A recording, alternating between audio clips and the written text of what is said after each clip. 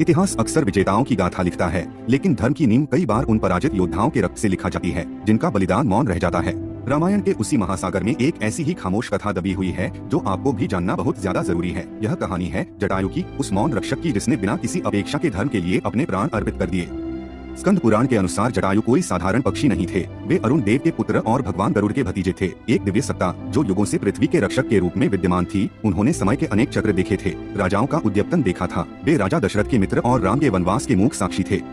जटायु अपनी दिव्य दृष्टि से यह भली भांति जानते थे कि उनका अंत निकट है। फिर भी वे यह भी जानते थे कि उनका जीवन किसी ऐसे महान उद्देश्य की प्रतीक्षा कर रहा है जो प्राणों से भी बड़ा होता है।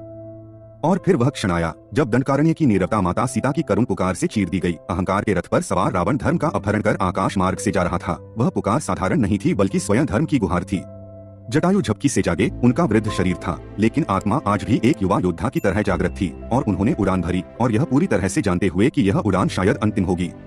आकाश में एक असमान युद्ध आरंभ हुआ। एक ओर लंकापति रावण का अजय बल और दूसरी ओर एक वृद्ध पक्षी का अड़िग संकल्प। जटायु ने रावण के रथ को रोका, उसे उलझाया और उस अन्याय को चुनौती दी, क्योंकि वे जानते थे कि वे रावण को पराजित नहीं कर सकते। उनका उद्देश्य विजय नहीं बल्कि समय खरीदना था। धर्म के लिए एक संकेत छोड़ना था, प्रभु राम के लिए मार्ग प्रशस्त करना था। यह युद्ध नहीं बल्कि एक सचेत आत्म बलिदान था।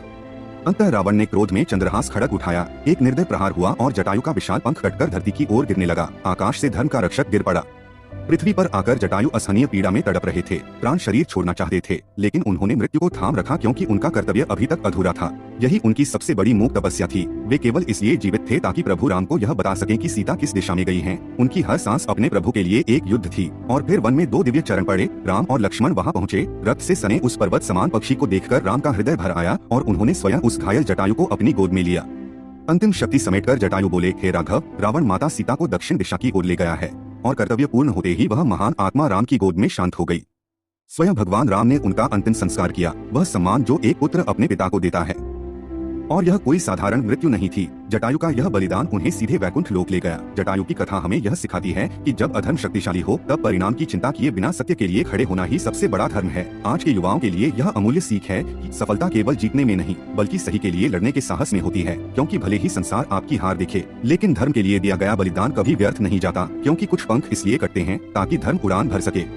तो दोस्तों, यह रहा आज की कहानी। आशा करता हूँ आज की कहानी भी आपको बहुत ज्यादा पसंद आया है। इस वीडियो को ज्यादा से ज्यादा लोगों तक शेयर करें ताकि बाकी लोगों की जिंदगी में थोड़ा सुधार देखने को मिले। आपको हमारा यह वीडियो पसंद आता है तो हमें आप अपना आशीर्वाद यहाँ पर दे सकते हैं। बहुत बहुत धन्यवाद। नमस्कार।